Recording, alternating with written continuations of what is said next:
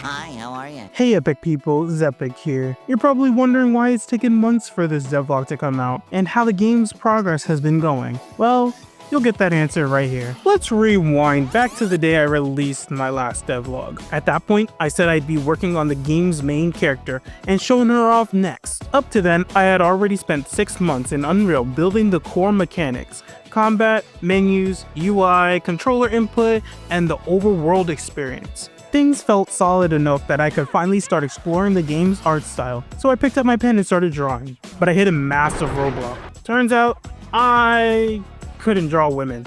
Like, at all. How? How?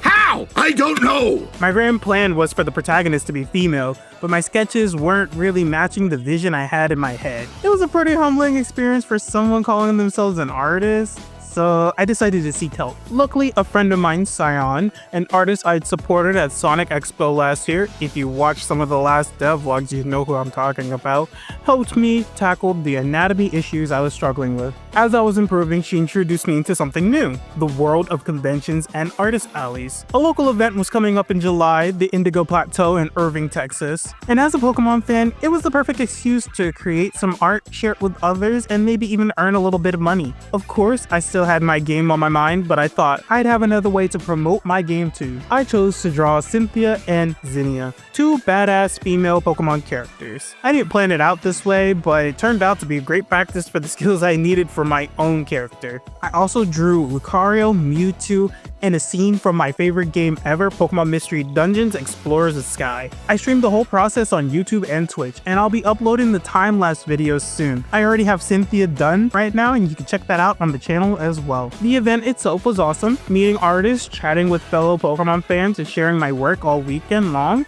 It was a great experience. Fellow exhibitors were giving me pointers on my booth and how I could improve for next time, so thank you to all of those that helped me out that weekend. I truly appreciate it. If you are interested in some of the merchandise, you can order them on my coffee shop in the description, or if you wanted to support the game project as well, you could become a member there as well. Prepping for the event took a lot of time, but I gained invaluable experience. I definitely want to do it again sometime in the future, hopefully in 2026. Still, it was time to return to my game character. Originally, when I was still working on the game consistently, I asked my friend to create the concept of my character. I told her what I was envisioning, and she went from there and ended up with this design. Meet Alicia, the protagonist of my game. The blonde streak in her hair was something I really enjoyed, but I really wasn't sure about the outfit. Since I was confident in the hairstyle, we went straight into some modeling. I started by using hair curves to get the desired look. This was a long and tedious process. I was the most comfortable with this method, but it was taking way too long to get this wavy and curly look that I was trying to go for, you know, that Zendaya look. I shifted gears to hair particles. This was pretty easy to work with. I did not know that at the time, but now I know it's easy and fun. Yay. The sad part was the final look wasn't what I wanted either. I tried altering it many times, but it didn't look natural to me, and I wasn't even sure how I was going to be able to import this into Unreal Engine. Stuff like this tanks optimization, and I did not want to have any kind of issues like that. The game wouldn't even last 10 seconds with that kind of hair. Finally, we have hair cards. I didn't even know how to set this up well, but I had to learn for myself. Thanks to all the tutorials I watched, it was coming along pretty nicely. So in the end, curves were too tedious, particles looked unnatural and would kill performance in Unreal, but hair cards ended up being in the sweet spot. Now that the hair was done, it was time for her outfit. I sketched 3 concepts and pulled them out to some friends. The first one was scrapped pretty quickly. Everyone kept saying that it gave them Tifa from Final Fantasy VII vibes. Now, I'm a Tifa fan myself, but I want my character to have her own look, you know? The second design was based on her occupation in the world. I would have her living in a village, in the forest, or woods, and I thought maybe her occupation could be a local florist or something of the sort. And the final concept was just the original take my friend made, but changed the leotard to be black instead of white. People like both the second and third designs, so I ended up mixing elements. So now we have gray sweatpants, a green gradient jacket, and floral patterns on her leotard. And here she is, Alicia in 3D. I think she looks pretty epic, but let me know your thoughts in the comments below. Now, Alicia doesn't travel alone. Meet Rivin, her lifelong partner, a giant wolf who protects her. My original design for him was pretty edgy and basic, but thankfully a concept artist reimagined him in a way that blew me away. Now let's move on to 3D. My first attempts at sculpting him weren't great. I used hair curves for his fur, but it didn't look right next to Alicia, and my wolf anatomy knowledge wasn't helping either. I scrapped it and started over, sticking with curves at first and then shifting over to hair carves again. I still have to work on this fur a lot more, but I'm happy with the progress that I'm making. Things are looking good, September's going great, but then you know what happens?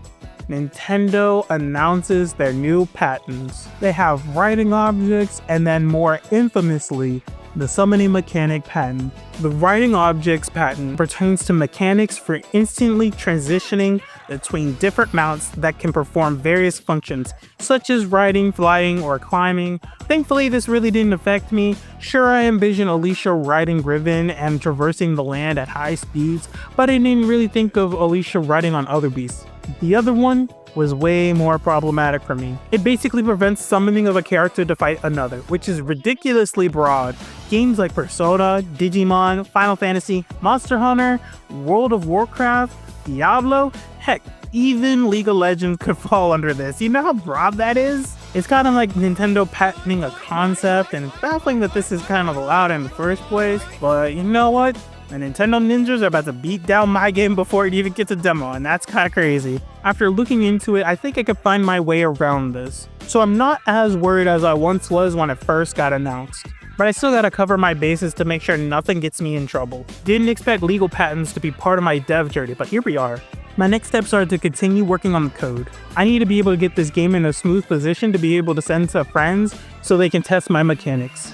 Once I've gotten feedback with how people actually play the game, then I can start working more onto the demo that I really want to release. If you want to keep up with updates, hit the subscribe button and like the video. I also stream my art process, so you can check me out on YouTube or Twitch as well when I'm live. I'm gonna get back to work and keep chasing this dream, and I'll see you in the next devlog. Until then, stay epic. Sharp like an edge of a samurai sword, the mental blade cut through flesh and bone. Though my mind's at peace, the world out of order, missing then the heat. Life gets colder. Oh yes, I have to find my path. No less walk